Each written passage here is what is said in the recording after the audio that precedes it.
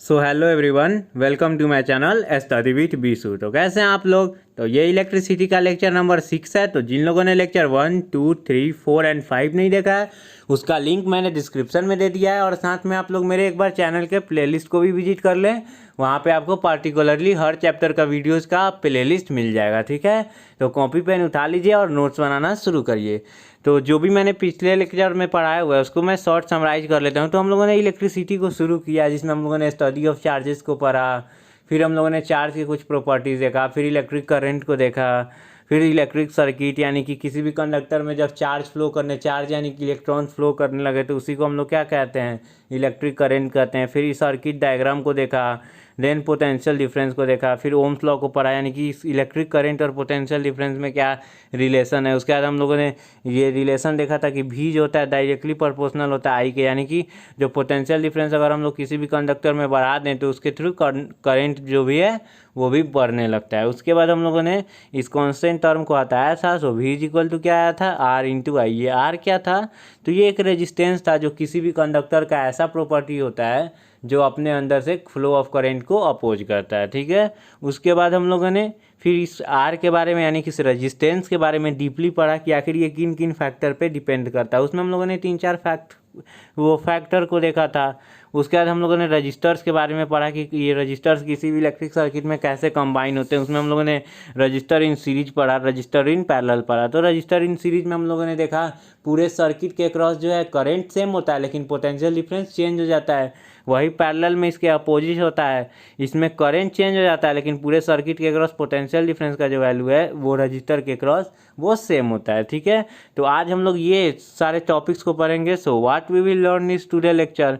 सो आज हम लोग एडवांटेज ऑफ पैरेलल कॉम्बिनेशन पढ़ेंगे, फिर heating effect of electric current के बारे में पढ़ेंगे, उसके अंदर हम लोग जूल्स लॉ के बारे में समझेंगे, फिर practical application of heating effect of electric current के बारे में समझेंगे। इसमें हम लोग कुछ प्रैक्टिकल एग्जांपल्स देखेंगे जो इलेक्ट्रिकल एप्लियंसेज है, इलेक्ट्रिकल गैजेट्स है जिसको हम लोग डेली लाइफ में यूज करते हैं, जो हीटिंग इफेक्ट ऑफ करंट पे बेस्ड है, उसके बारे में पढ़ेंगे। तो उसमें हम लोग इलेक्ट्रिक बल्ब, आयन फ्यूज के बारे में, फिर इलेक्ट्रिक बल्ब पावर पढ़ेंगे उसके बाद हम लोग कुछ एग्जाम्पल क्वेश्चन करेंगे। उसका ये लेक्चर खत्म और साथ साथ चैप्टर भी खत्म। ठीक है, तो चलिए लेक्चर शुरू करते हैं। So advantage of parallel combination. आखिर ये पैरेलल कॉम्बिनेशन का एडवांटेज क्या है? तो there are two ways to connect multiple device to a power source, series and parallel.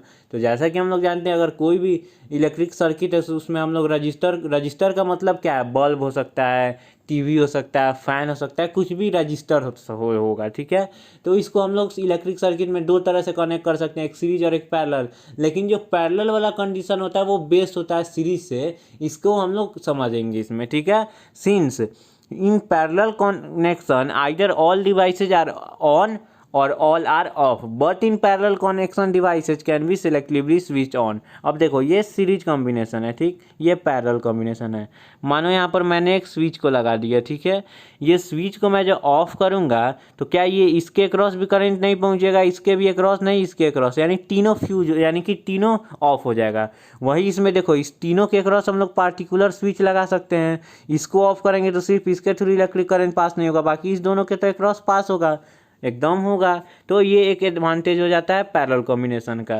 In series connection one bulb fails the device all will be off, but in parallel combination if one device fails all rest are work. अब देखो इसको समझो, देखो ये series है, इसमें R2 break हो जाता है, ठीक है, तो ये ब्रेक हो जाएगा तो बेसिकली क्या होगा, ये R1 काम करेगा, ये तो ब्रेक हो गया तो ये काम नहीं करेगा, साथ में R3 भी काम नहीं करेगा। वही पैरेलल कॉम्बिनेशन में देखो ये R1 अगर ब्रेक होता है तो R2 और R3 काम करेगा, क्योंकि इसके क्रॉस जो करंट है वो तो फ्लो ही करेगा, इसी के ना क्रॉस एक करंट फ्लो नहीं करेगा। ये तो हम लोग पैरेलल कॉम्बिनेशन में अच्छे से एक्सपेरिमेंट के थ्रू ये सारे चीज़ को समझा था, कैसे करंट अलग अलग वैल्यू फ्लो करता है पैरेलल कॉम्बिनेशन में। तो वो लेक्चर आप लोग देख लो, देन इस लेक्चर पे आओ तब आपको ये अच्छे से समझ में आएगा। ठीक है, तो ये भी हम लोगों ने समझ लिया था।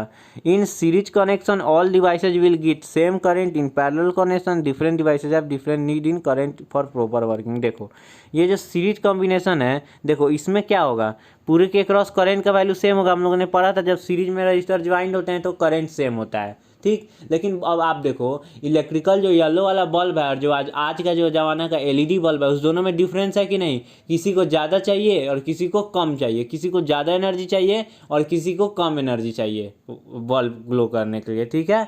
तो इसीलिए जो पैरेलल कॉम्बिनेशन है इसमें डिफरेंट डिफरेंट जो होते हैं एप्लीकेंसेज या रजिस्टर्स, उनको डिफरेंट डिफरेंट नीड होती है। तो सीरीज में सब के क्रॉस सेम पास हो जाता है, वही पैरेलल में डिफरेंस के क्रॉस डिफरेंट डिफरेंट करंट के वैल्यू पास होते हैं। जिसको नीड जितनी है उसको उतनी मिल जाती है, ठीक है। तो चलिए आगे देखते हैं। That's why the all devices like fan, TV, refrigerator, bulbs are connected in parallel.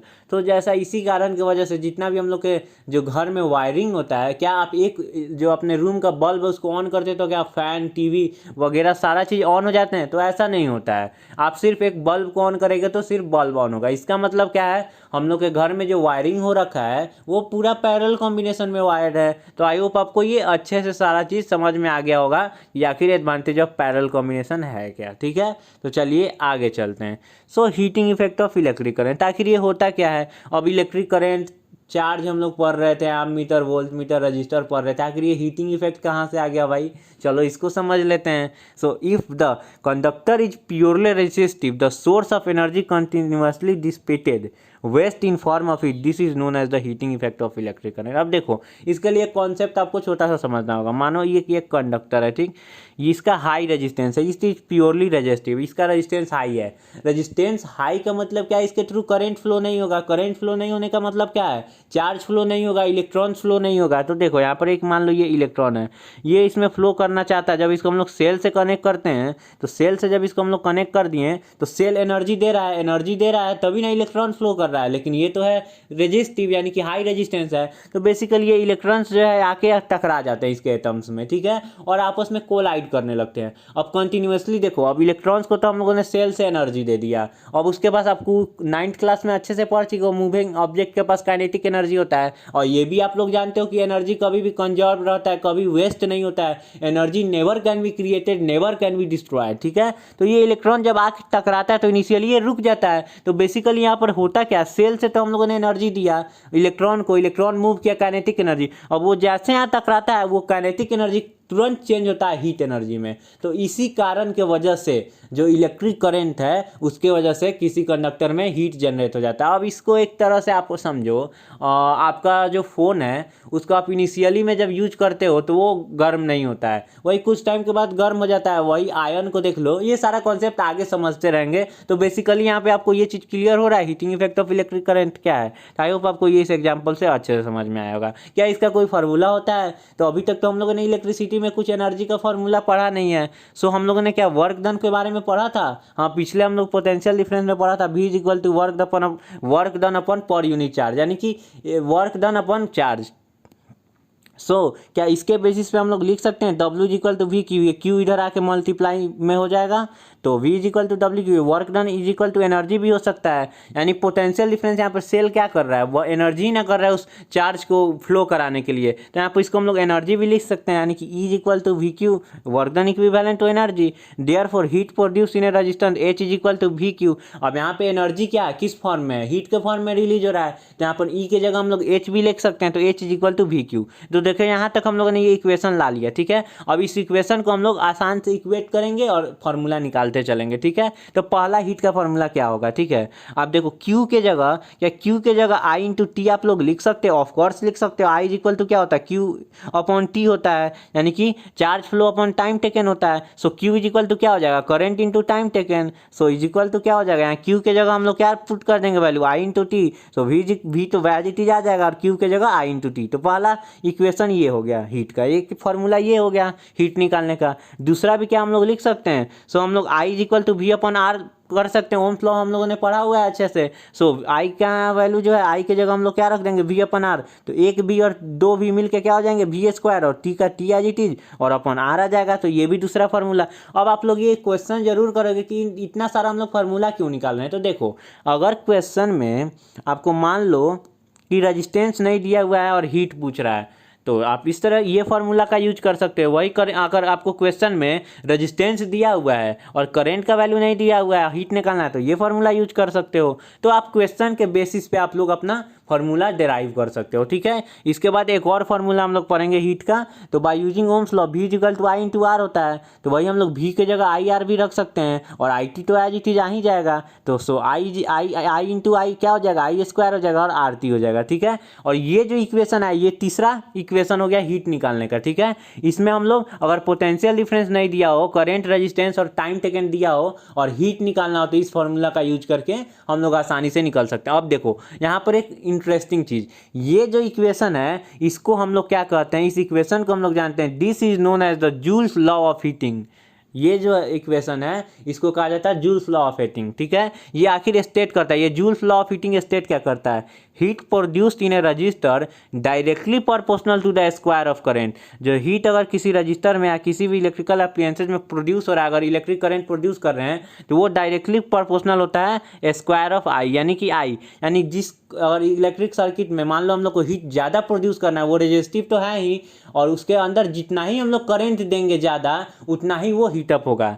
Direct और heat produce in a resistor is directly proportional to the resistance of a given current. अगर आपको हीट प्रोड्यूस ज़्यादा करना है तो उस conductor का resistance भी मैंने बताया था, रेजिस्टेंस जितना ही ज़्यादा होगा इलेक्ट्रॉन्स फ्लो नहीं करेंगे, कोलाइड करेंगे और ज़्यादा हीट निकलेगा, ठीक है। तो यहाँ पर भी आर ज़्यादा होना चाहिए और heat produce in a resistor is directly proportional to the time for which time. अब देखो ये कॉन्सेप्ट आपको एक अच्छे से समझ में आएगा, ठीक है।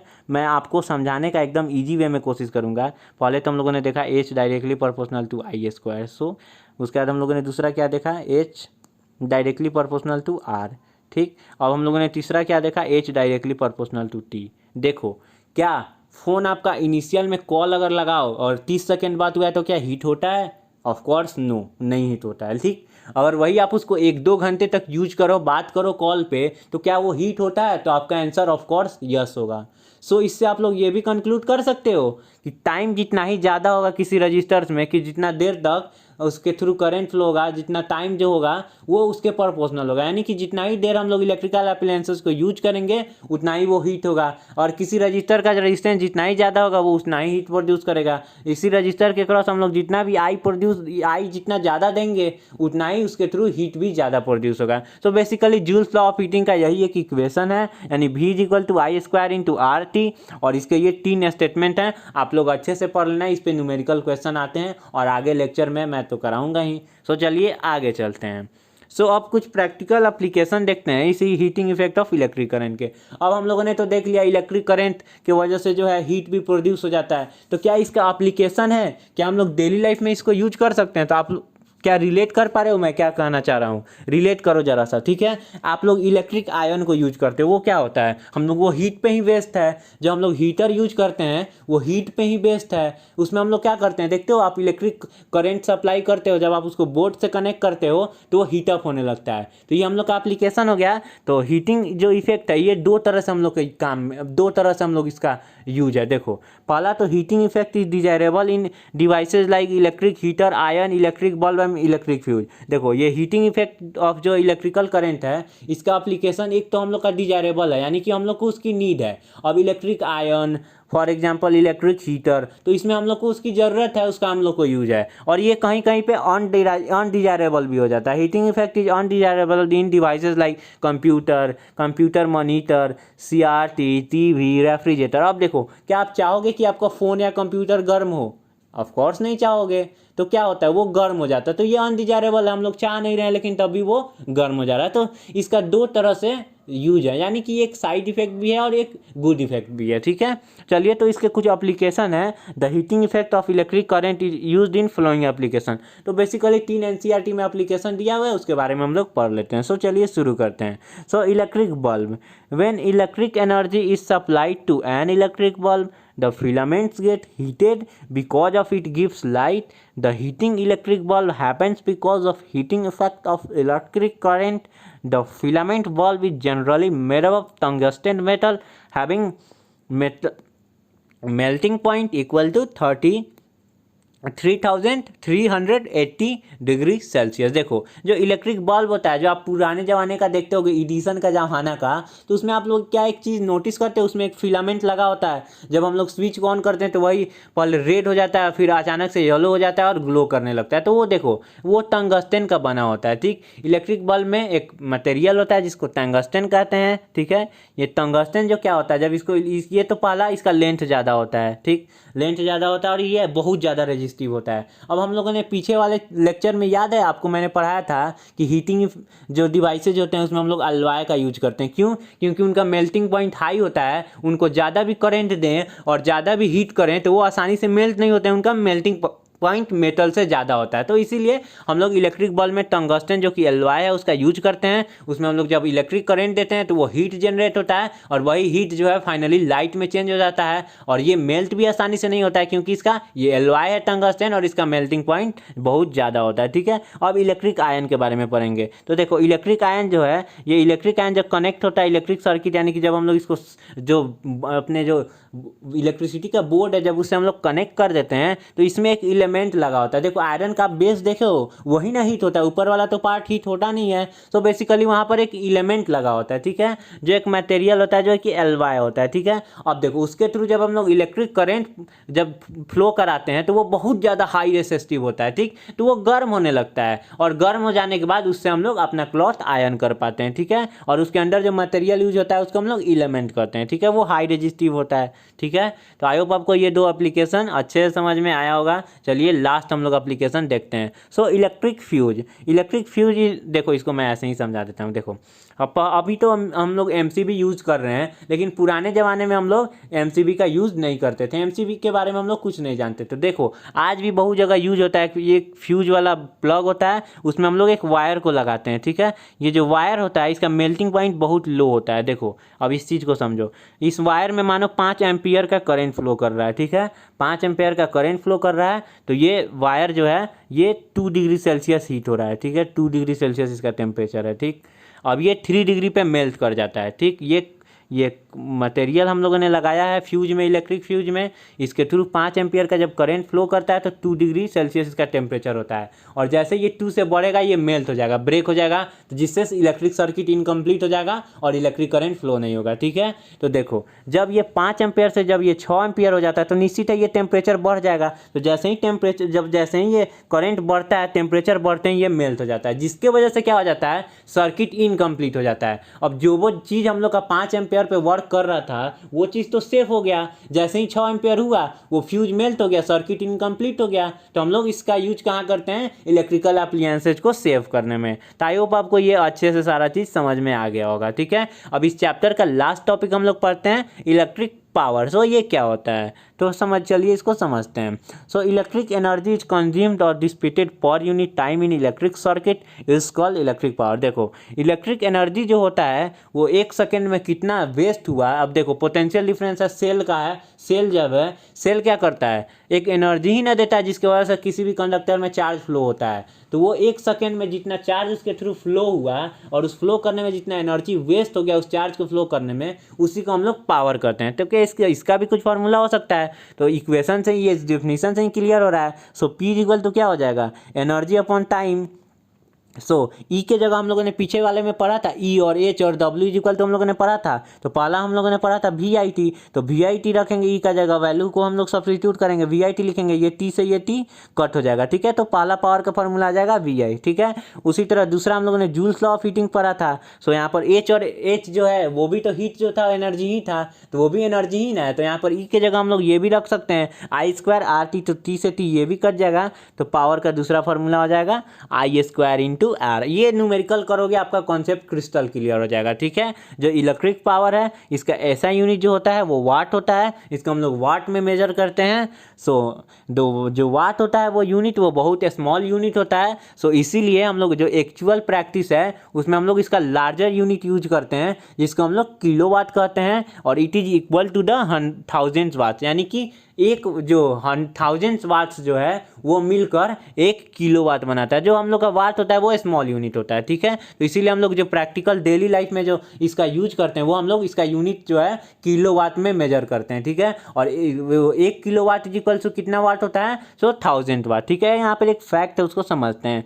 Many people think that electrons are consumed in electric circuit. बहुत सारे लोग जो हैं वो सोचते हैं कि इलेक्ट्रॉन ही कंज्यूम हो जाता है, तो बेसिकली ऐसा होता नहीं है। वो इलेक्ट्रॉन को हम लोग फ्लो करते हैं कंडक्टर में, जिसमें हम लोग का इलेक्ट्रिकल कुछ एनर्जी लगता है। ये इलेक्ट्रिकल एनर्जी देता कौन है, तो सेल देता है, ठीक है। सेल देता है, आई रिपीट माई सेल्फ देता है। ये इलेक्ट्रिकल एनर्जी सेल देता है, जिसकी वजह से सर्किट में इलेक्ट्रॉन फ्लो हो जाता है, ठीक है। कंज्यूम नहीं होता है, ठीक। This is wrong, this is wrong. We pay the electricity board और electric company to provide energy to move electrons through the electric gadget like electric bulb iron, we pay energy for that we use। हम लोग जो पे करते हैं, आप लोग ये मत सोचना कि जो हम लोगों ने इलेक्ट्रॉन कंज्यूम किया उसका पे करते हैं। हम लोग जब जो इलेक्ट्रिक का जो हम लोग का बिल आता है वो जो हम लोग पे करते हैं उसमें हम लोग उस चीज़ का पे करते हैं जिसका इलेक्ट्रॉन हम लोग के थ्रू जो फ्लो हो रहा है उसमें जो एनर्जी लग रहा है उस एनर्जी का हम लोग रुपया पे करते हैं। यानी कि उस इलेक्ट्रिक कंज्यूम नहीं हो जाता है, इलेक्ट्रॉन कंज्यूम नहीं हो जाता है। ये मिसकॉन्सेप्शन नहीं रखना। उस इलेक्ट्रॉन को हमारे घर तक लाया गया, हमारे पूरे वायर में उसको फ्लो कराया गया। उस फ्लो कराने में कुछ ना तो एनर्जी लगा होगा, तो हम लोग उस एनर्जी का रुपया हम लोग देते हैं इलेक्ट्रिक कंपनी को, ठीक है। तो आई होप आपको ये अच्छे से समझ में आया होगा। मोर टू नो एनसीईआरटी का, ठीक है। तो चलिए आगे चलते हैं। Since electrical energy is the product of power and time, so electrical energy जो होता है वो प्रोडक्ट होता है पावर और टाइम का। The unit of electric energy is therefore watt hour. जो यूनिट होता है इलेक्ट्रिकल एनर्जी का वो वाट आवर होता है, क्योंकि टाइम टेकन हो रहा है, टाइम माने कि 1 किलोवाट 1 आवर में फ्लो हो रहा है, ठीक है। तो इसका ऐसा यूनिट हो गया किलोवाट आवर।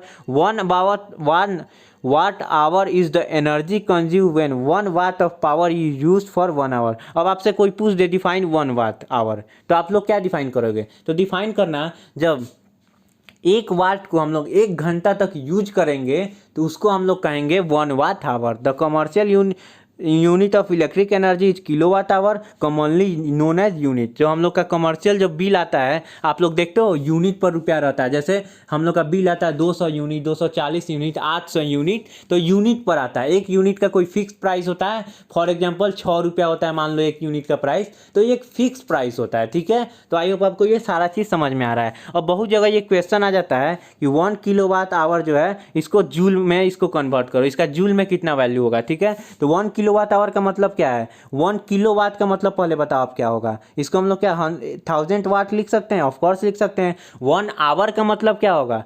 60 मिनट, 60 मिनट यानी कि इसको सेकंड में हम लोग लाएंगे, ऐसा ही नहीं। तो ये किलोवाट का क्या होता है? वाट होता है। तो पहले इसको चेंज किए, फिर 1 आवर को चेंज करेंगे तो 100 हो जाएगा सेकंड 1 आवर में, ठीक। उसको हम लोग जब सॉल्व करेंगे देखो तो 3.6 × 10⁶ वाट सेकेंड इसका वैल्यू आ जाएगा, ठीक है। और इतना ही जूल के बराबर, यानी कि 1 किलोवाट आवर में कितना जूल होता है एनर्जी?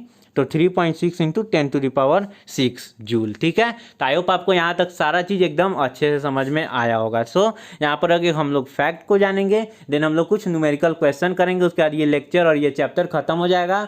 लास्ट में मैं एक और लेक्चर डाल दूंगा इस चैप्टर का, जिसमें हम लोग इंटेक्स क्वेश्चन को सॉल्व करेंगे और जो एनसीईआरटी का बैक एक्सरसाइज है उसको सॉल्व करेंगे। तो मैंने पहले भी बताया हुआ है आप लोग को कि मैं फेसबुक यानी कि सोशल मीडिया, ट्विटर, फेसबुक और इंस्टाग्राम पे मेरा पेज है, जिसमें मैं डेली नॉलेजेबल फैक्ट्स पोस्ट करता हूं। अगर आप चाहो, अगर आपका मन हो डेली 2 चीज़ नॉलेज का जानने का, तो आप लोग वहां मुझे फॉलो कर सकते हैं, आपको ही उससे नॉलेज बढ़ेगा। तो जरूर फॉलो करो यार, अपना यूट्यूब चैनल तो है ही स्टडी विद विशु। सो आज का fact of the day, Singapore में एक ऐसा कोका कोला का कैन है, एक ऐसा मशीन है जो कोका कोला वाला जो हम लोग जो कैन पीते हैं, कोका कोला, पेप्सी, ये सब चीज़ का, तो वो एक ऐसा सिंगापुर में उसका मशीन है जिसका नाम है हगमी, जिसका नाम है हगमी। जब आप उसको प्यार से गले लगाओगे तो आपको फ्री में एक कैन दे देगा। ये फैक्ट आपको बताओ कैसा लगा?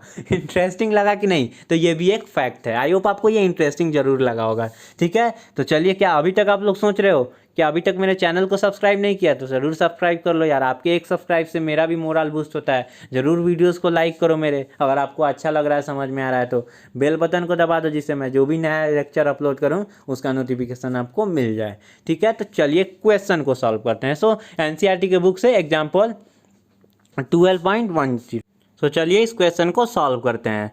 तो क्वेश्चन क्या कर रहा है, an electric iron consumes energy at rate of 840 watt when heating is at maximum and 360 watt when heating at minimum. देखो इसको हम लोग दो केस मान के चलेंगे, मान के बनाएंगे, ठीक है। पहला जो है मैक्सिमम केस दिया हुआ है, एक हीटर है, समझो एक हीटर है, जब सबसे ज़्यादा हीट होता है यानी कि सबसे ज़्यादा गर्म होता है, जैसे आप लोग हीटर यूज करते हो तो उसमें देता है 2 रेगुलेटर होता है, एक आप ऑन करते हो तो सिर्फ एक वाला रड गर्म होता है, वही दूसरा जब ऑन करते हो तो दूसरा वाला भी गर्म होने लगता है, ठीक। इसी तरह यहाँ पे जब मिनिमम यानी कि जब सबसे ज़्यादा वो इलेक्ट्रिक आयन जब हीट होगा तो वो होता है 8 वाट का पावर उसमें लग जाता है, वही जब वो मिनिमम हीट होता है तो उसमें 360 का पावर लग जाता है, ठीक है। द वोल्टेज इज 220 वोल्ट, और उस आयरन को हम लोगों ने 220 वोल्ट का पोटेंशियल डिफरेंस दिया हुआ है, वोल्टेज दिया हुआ है। What is the current through the each resistor, current and the resistance in each case. देखो पहला तो इन दोनों केस में हम लोग को करंट कितना फ्लो कर रहा है उसको निकालना है, और उसको निकालने के बाद इस दोनों केस में पार्टिकुलरली कितना कितना रेजिस्टेंस का वैल्यू है दोनों में उसको निकालना है। देखो तो हम लोगों ने अभी रिसेंटली इक्वेशन पढ़ा हुआ है P इक्वल टू वी आई, तो हम लोग यहाँ पर I का वैल्यू फाइंड करना है, तो क्या हम लोग लिख सकते हैं I is equal to P upon V। तो देखो अब मैक्सिमम वाले केस में, देखो मैक्सिमम वाले केस में हम लोग को यहाँ पावर का वैल्यू दिया हुआ है 840, और वही हम लोग को पोटेंशियल डिफरेंस तो दोनों केस में सेम ही रहेगा। यहाँ पोटेंशियल डिफरेंस दिया है 840 तो डिवाइडेड बाई 220 होगा, इसको सॉल्व करेंगे तो आई का वैल्यू आ जाएगा, यानी कि जब इलेक्ट्रिक जो ही आयन है वो सबसे ज़्यादा जब हीट होगा, तो जब सबसे ज़्यादा हीट होगा तो उसके थ्रू जो करंट है वो 3.82 एम्पियर के बराबर फ्लो होगा। वही वो जो सबसे कम हीट होगा यानी कि मिनिमम हीट होगा तो उस टाइम उसी तरह सेम जैसे मैक्सिमम में निकाले थे current I is equal to P upon V, उसी तरह यहाँ पर आई इज इक्वल टू हो जाएगा P यहाँ पर 360 है और पोटेंशियल डिफरेंस तो सेम ही है 220 वोल्ट। सेम इसको भी हम लोग सॉल्व करेंगे, सॉल्व करने के बाद आ जाएगा I is equal to 1.64 ampere, ठीक है। अब दोनों केस में हम लोगों ने करंट निकाल लिया, हम लोग को पोटेंशियल डिफरेंस पता है, क्या ओम्स लॉ का अप्लाई करके हम लोग रेजिस्टेंस निकाल नहीं सकते हैं? तो आइए पहले हम लोग मैक्सिमम हीट जब होता है उस टाइम उस वक्त हम लोग रेजिस्टेंस का वैल्यू निकालते हैं, ठीक है। तो मैक्सिमम वैल्यू के समय हम लोग जैसे कि जानते हैं R is equal to V upon I होगा, ठीक। तो V का वैल्यू हम लोग को 220 वोल्ट दिया हुआ है, जब मैक्सिमम जब हीट होता है तो उस टाइम करंट का वैल्यू कितना था हम लोगों ने यहाँ पर निकाला है, देखो 3.82 एम्पियर। तो 3.82 एम्पियर रखेंगे, इसको जब फाइनली इससे डिवाइड करेंगे तो फाइनली R देखो यहाँ पर आएगा 57.61 रेजिस्टेंस, ठीक है। उसी तरह हम लोग मिनिमम वाले केस में हम लोग जब रेजिस्टेंस का वैल्यू निकालेंगे तो मिनिमम वाले केस में रेजिस्टेंस का वैल्यू भी सेम उसी तरह निकलेगा, R is equal to V upon I, V तो 220 वोल्ट सब जगह सेम ही है, और यहाँ पर I का वैल्यू कितना आया था 1.64 एम्पियर। तो इसके वैल्यू को पुट करेंगे, इसको जब डिवाइड करेंगे तो फाइनली सॉल्व करके यहाँ R का वैल्यू आ जाएगा 134.44 ओम। देखो यहाँ से आप एक और चीज़ क्या कॉन्सेप्ट आपका क्लियर हो रहा है, देखो यहाँ पर रेजिस्टेंस कम है, देखो मैक्सिमम वाले केस में रेजिस्टेंस कम है, I repeat my self maximum वाले केस में रेजिस्टेंस कम है, तो देखो इसके थ्रू करंट भी ज़्यादा फ्लो हो रहा है ना, इन्वर्सली रिलेशन होता है, मैंने ओम्स लॉ में पढ़ाया था। तो यहाँ पे भी एक चीज़ आप लोग कोशिश करो क्वेश्चन को क्वेश्चन की तरह सॉल्व ना करो, थोड़ा सा कॉन्सेप्चुअल अपना माइंड भी अप्लाई किया करो, ठीक है। तब आपको ज़्यादा साइंस में इंटरेस्ट आएगा और आपको भी मन करेगा कि और इसको जाने, ठीक है। चलिए आगे का क्वेश्चन देखते हैं। सो एग्जाम्पल 12.11, इसको सॉल्व करते हैं। तो 100 joule of heat are produce in each second, देखो इन ए 4 ओम रजिस्टेंस, देखो 100 जूल जो हीट है वो प्रोड्यूस होता है, ठीक। और उस मान लो कोई एक मटेरियल है जिसमें 100 जूल का हीट प्रोड्यूस होता है हर सेकेंड, ठीक है, और उसका रेजिस्टेंस जो है 4 ओम के बराबर है। Find the potential difference across the register, अब उस रजिस्टर के अक्रॉस पोटेंशियल डिफरेंस हम लोग को फाइंड करना है। तो जैसा कि हम लोगों ने फार्मूला में पढ़ा हुआ है H इज इक्वल टू क्या हम लोगों ने पढ़ा था I square upon R T. तो देखो यहाँ पर तो I square is equal to क्या हो जाएगा H अपॉन आर टी, और हम लोग को I स्क्वायर तो फाइंड नहीं करना है, हम लोग को सिर्फ I फाइंड करना है। तो स्क्वायर इधर आ जाएगा तो रूट हो जाएगा, तो root H upon R T हो जाएगा। तो यहाँ पर हम लोग I is equal to root H upon R T हो गया। H का वैल्यू यहाँ पर हम लोग को 100 जूल दिया हुआ है, और वैल्यू आप लोग चेक करना है, ऐसा यूनिट में वैल्यू सबको रखना, नहीं दिया होगा चेंज कर लेना, ठीक है। उसी तरह यहाँ पर 1 सेकेंड में 100 जूल हो रहा था, तो 4 सेकेंड में कितना जूल होगा 1 × 4, तो यहाँ पर 4 कर देंगे, ठीक। तो यह कितना आ जाएगा 100 अपॉन ये 5 हो जाएगा। तो देखो यहाँ पर 100 अपॉन ये 5 हो जाता ना, तो ये होगा तो 25, तो root under 25, I is equal to root under 25, और 25 का रूट कितना होता है 5, so I is equal to 5 ampere आ जाएगा। देखो अब करंट हम लोगों ने निकाल लिया, ठीक है, करंट हम लोग के पास आ गया, रेजिस्टेंस है, तो क्या पोटेंशियल डिफरेंस हम लोग ओम्स लॉ अप्लाई करके निकाल नहीं सकते हैं। So V is equal to I into R, तो आई हम लोग को 5 एम्पियर हम लोगों ने निकाल लिया, रेजिस्टेंस ऑलरेडी क्वेश्चन में दिया हुआ था, तो 5 into 4 is equal to 20 volt आ जाएगा। तो आई होप आपको ये इजी पीजी क्वेश्चन लगा होगा। चलिए हम लोग नेक्स्ट क्वेश्चन की ओर चलते हैं। सो एग्जांपल 1.2 देखो, इसको हम लोग समझते हैं क्या है। An electric bulb is connected to a 12 volt 220 volt generator. देखो एक इलेक्ट्रिक बल्ब है, उस इलेक्ट्रिक बल्ब को 220 वोल्ट के जनरेटर से कनेक्ट कर दिया, यानी सिंपल लैंग्वेज में समझो तो एक इलेक्ट्रिक बल्ब है जिसको हम लोग ने 220 का पोटेंशियल डिफरेंस दिया हुआ है। The current is 0.50 ampere. देखो उसके थ्रू जो करंट है वो 0.5 एम्पियर के बराबर फ्लो कर रहा है, ठीक है। What is the power of bulb, easy सा एकदम क्वेश्चन है, इसमें कुछ दम है। हम लोगों ने पीछे फॉर्मूला पढ़ा हुआ था, पी इज इक्वल टू हम लोगों ने क्या पढ़ा हुआ था, भी इंटू आई पढ़ा ही हुआ था, पी इज इक्वल टू क्या होगा वी इंटू आई। तो हम लोग को दोनों वैल्यू यहाँ पर, इससे इजी क्वेश्चन अब क्या क्वेश्चन होगा, एनसीईआरटी का एग्जांपल क्वेश्चन है, देखो कितना इजी क्वेश्चन है, ठीक है। तो हम लोग को फाइनली पी निकालना है, तो 220 दिया ही हुआ है, 220 इंटू कितना हो जाएगा 0.5, इसको जब हम लोग सॉल्व करेंगे तो आ जाएगा 110 क्या 110 क्या, हम लोग को यहाँ पर क्या फाउंड करना है पावर कैसे यूनिट क्या होता है पावर। तो ये सारी चीज़ आप लोग माइंड में रख के क्वेश्चन को सॉल्व करना। आई होप आपको ये सारा चीज़ समझ में आ रहा होगा अच्छे से। अब एग्जांपल 12.13 इसको समझते हैं। An electric refrigerator rated 400 watt operates 8 hours per day. देखो एक इलेक्ट्रिक रेफ्रिजरेटर है, उसका जो पावर रेटिंग है यानी कि वो 1 घंटा में 400, देखो इस तरह का जब भी आपको क्वेश्चन देगा ना और यहाँ पर लिखा होगा पावर रेटेड, तो ये समझना 1 आवर में, क्योंकि हम लोगों ने पढ़ा था कमर्शियल यूनिट क्या होता है किलोवाट आवर होता है। तो ये सारा चीज़ माइंड में रखना है, यानी कि ये 1 आवर में 400 वाट का ये जो है पावर लेता है, ठीक है। और इसको डेली कितना देर के लिए अप्लाई किया जाता है, हम लोग अपने घर में कितना यूज कर रहे हैं 8 आवर्स के लिए।